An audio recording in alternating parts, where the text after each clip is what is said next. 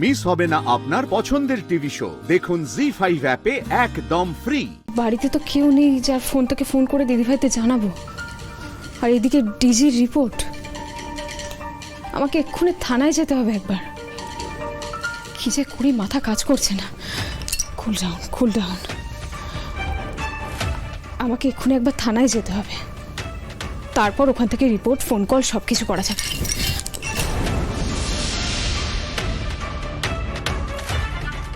ল্যাপটপটা কোথায় গেল? এখানে বসেই তো আমি রিপোর্ট বানাচ্ছিলাম। প্রথমে ফোন, তারপর ল্যাপটপ। বাড়িতে একটাও মানুষ নেই, এই সব কিছু উধাও। না, যাই হয়ে যাক, আমাকে এখনই এখান থেকে বেরিয়ে যে করেই হোক থানায় পৌঁছতেই হবে। আর কোনোভাবেই দেরি করা যাবে না।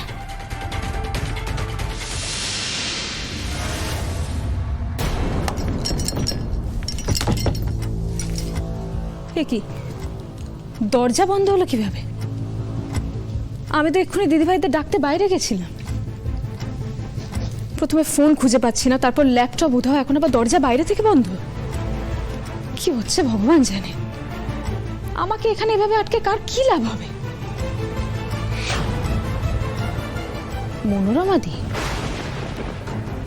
মনোরমাদি পালিয়ে গিয়ে এখানে আসেনি তো? আর মনোরমাদি সব কিছু করছে না তো?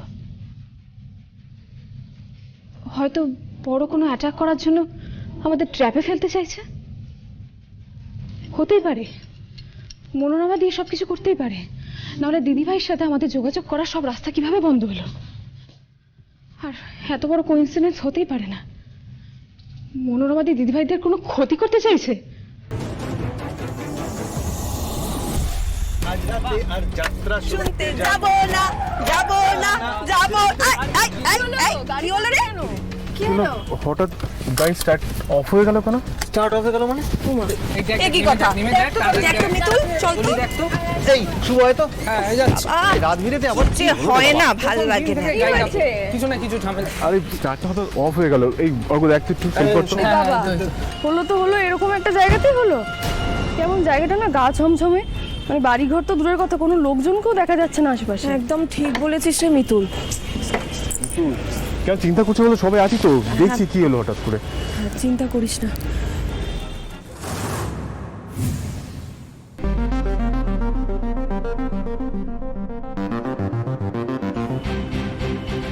কিরে, আর কতক্ষণ? কি গো হলো? কিছু বুঝলে? বুঝতে পারছি না তো, দাঁড়াও দেখছি। এতদিন ধরে যে মুখোশ আমি পরে থেকেছি, তুমি সেই মুখোশটা সবার সামনে টেনে খুলেছো তো মিতুল। সবে গাড়ি দিয়ে শুরু হলো, পরে আরো অনেক কিছুই থেমে যাবে। এবার দেখবে তোমরা, মুখোশ খোলা মনোরমা আরো কত সাংঘাতিক হতে পারে।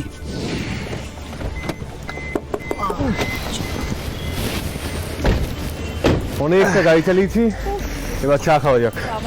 হ্যাঁ শোন না, আমার না সামনে বসে কিরকম ঝিমুনি আসছিল, ওর জন্য তো খাচ্ছি। হ্যাঁ তাহলে চলো সবাই মিলে চা খাই। দাদা একটু ভালো করে বেশ কড়া করে চা বানাও তো।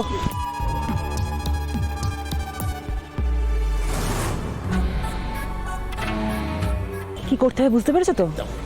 ওরা যেন বেশি দূর যেতে না পারে।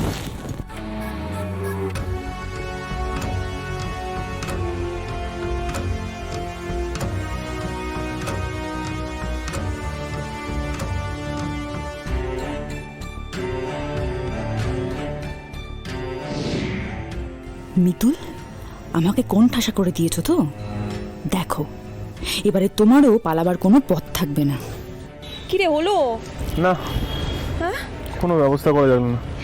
যা বাবা, কিছু তো একটা ব্যবস্থা করতে হবে। আমরা দাঁড়িয়ে থাকবো না কিভাবে? হ্যাঁ, না হলে এরকম ঘুটঘুটে অন্ধকার রাস্তায় গাড়ি নিয়ে দাঁড়িয়ে থাকাটাও তো সেফ নয়। না তো, আমার প্রথম থেকে জায়গাটা ভালো ঠেকছে না। কেউ নেই আশেপাশে, ঘুটঘুটে অন্ধকার। এই মিতুল মিতুল দেখো, দূর থেকে একটা আলো দেখা যাচ্ছে, মনে হচ্ছে এদিকে কেউ আসছে জানো। একবার ওনাকে জিজ্ঞেস করি না, যদি কাছে পিঠে কোনো মেকানিক পাওয়া যায়। দাদা, ও দাদা এদিকে। হ্যাঁ হ্যাঁ আসুন না। কি ব্যাপার বাবু, এত রাতে পরিবার নিয়ে এখানে? আপনাদের কি গাড়ি খারাপ হয়ে গেছে? হ্যাঁ, গাড়িটা হঠাৎ খারাপ হয়ে গেছে। বলছি, ও এখানে কোনো মেকানিক পাওয়া যাবে? আপনি যদি বলেন একবার দেখতে পারি। আরে হ্যাঁ, আসুন, দেখুন দেখুন দেখুন বাবা। দাদা কিছু বুঝতে পারলেন? না বাবু, এটা ভালো মেকানিক ছাড়া হবে না। ছোটো মোটো কাজ হলে আমি সারিয়ে দিতাম। তো দাদা বলছি গ্যারেজ এখান থেকে কতটা দূর? গ্যারেজ তো এখান থেকে অনেক দূরে আছে, আপনারা পায়ে হেঁটে যেতে পারবেন না।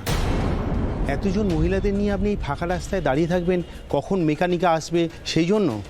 আর এত দূরে এই খবর দিতে যাবেই বা কী করে, বা কেউ আসবেই বা কী করে? তাহলে উপায় কি কি হবে এখন? আচ্ছা দাদা, অ্যাটলিস্ট আজকের রাতটা কাটানোর মতো কোনো জায়গা আছে আশেপাশে? হ্যাঁ আছে তো, কাছেই আছে একটা ছোট হোটেল, আপনাদের কাজ হয়ে যাবে। কি বলছেন কি আপনি? আশেপাশে ধুধু করছে, কোনো লোকজন কিছু দেখা যাচ্ছে না, এর মধ্যে হোটেল? হ্যাঁ আছে তো, আপনারা যেরকম সমস্যায় পড়েছেন এরকম তো অনেকেই পড়ে। চলুন আমি আপনাদের এগিয়ে দিচ্ছি, না হলে চিনতে পারবেন না। আচ্ছা বলছি দাদা, মানে এখান থেকে কতটা দূরে সেটা? বেশি দূরে নয়, একটা শর্টকাট রাস্তা আছে, আপনারা এগিয়ে চলুন, আমি পেছনে নজর রাখতে রাখতে আসছি। আচ্ছা আচ্ছা ঠিক আছে, এই সাবধানে চল তোরা, কলিকে ধরে নিয়ে চল, অন্ধকার রাস্তা সব সাবধানে।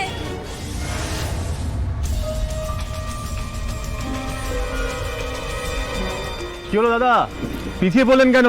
এই যে তো আসছি, আপনারা চলুন, আসছি। আজ রাতটা আপনার কোনো চিন্তা না করে এখানেই থেকে যান, ওইদিকে আপনার গাড়ির কিছু হবে না। আরে ওই বিশু, মালতী, তোরা এদিকে আয়, কাস্টমার এসেছে। বাবা, এরকম শুনশান জায়গায় আবার হোটেল খোলা? হ্যাঁ, তো আবার এত রাতে? এখানে কেউ থাকে নাকি শুধু আমরাই? হোটেল তো আগে ছিল, পুরো হোটেল ছিল। আপনারা দাঁড়ান, আমি ডেকে নিয়ে আসছি। আরে ওই বিশু, এটা একটা হোটেল নাকি? কারেন্ট নেই, মোমবাতির আলো, এখানে সারা রাত থাকবো কি করে? আচ্ছা ঠিক আছে কলি দিদি, একটা রাত কাটানো নিয়ে তো কথা, ছাড়ো না। না আমার কথা শোনো, এখান থেকে সবাই বেরোতো, আমি বাইরে কোনো ব্যবস্থা করবো। চলো। কারণ বাবু এত রাতে কোথায় যাবেন? এখানে আশেপাশে তো কোনো থাকার ব্যবস্থা নেই। আমি বলছি কি, সঙ্গে মহিলারা রয়েছে, এখানেই থেকে যান। না গ্রামের কোনো বাড়িতে গিয়ে ব্যবস্থা করে নেবো, আপনি বুঝতে পারছেন আমরা এখানে থাকতে পারবো না। ইন্দ্রবাবু আমার কথাটা শোনো, তুমি যেখানে যাবে এরকমই অবস্থা পাবে, এর থেকে ভালো কিছু পাবে না। আর একটা রাত কাটানো নিয়ে তো কথা, সকালে গাড়ি ঠিক হলো তো আমরা এমনিতেই চলে যাবো এখান থেকে। কেন এরকম করছো বলো তো? হ্যাঁ, মিতুল তো একদম ঠিক কথাই বলছে। আরে বাবা ইন্দ্র, কেন এরকম করছিস বলতো? একটা রাত আমরা অ্যাডজাস্ট করে নেবো। শোন না, কিরকম একটা থ্রিলিং পরিবেশ আছে না? আজকে আমরা সারা রাত একসঙ্গে বসে গানের লড়াই খেলবো, কেমন? ও ইন্দ্র, আর জেদ করিস না বাবা, চল অন্তত ঘরে গিয়ে একটু বসি। উফ, আমার না এতটা রাস্তা হাঁটতে হাঁটতে কোমর ধরে গেছে একেবারে, আমি আর পারছি না। হ্যাঁ ম্যাডাম, আপনারা সোজা যান, বাদিকেই ঘর আছে, আপনারা ওইখানে গিয়ে বসুন। আচ্ছা আচ্ছা, চল আয় আয় তোরা আয়, তাড়াতাড়ি আয় রে বাবা। উফ, আর ভালো লাগছে না। কি গো, চলো। ও একটা কথা, আপনারা রাতে কিছু খাবেন তো? তাহলে এখনই বলে দিন। মানে এখানে খাবার ব্যবস্থা আছে? হ্যাঁ আছে তো, এখানে রান্নার লোক তো আছে। আমি ওকে ডেকে নিয়ে আসছি, আপনি কি খাবেন বলে দেবেন, ও বানিয়ে দেবে। আচ্ছা আচ্ছা, বেশ বেশ, তাহলে তো খুবই ভালো হয়। আমি ডেকে নিয়ে আসছি। শোনো না, তাহলে তুমি যাও, ভেতরে যাও, আমি অর্ডারটা দিয়ে তারপর আসছি। একদম সত্যি বুঝতে পারছি না এখানে কি খাওয়া অর্ডার দেবে বলো তো, আর হাইজিন মেনটেন করবেন না সেটাও তো বুঝতে পারছি না। আচ্ছা বিপদের সময় যা পাচ্ছি তাই ভালো, তুমি চিন্তা করো না, আমি দেখে বুঝে তারপর অর্ডার দেবো, ঠিক আছে? যাও যাও, ভেতরে যাও যাও।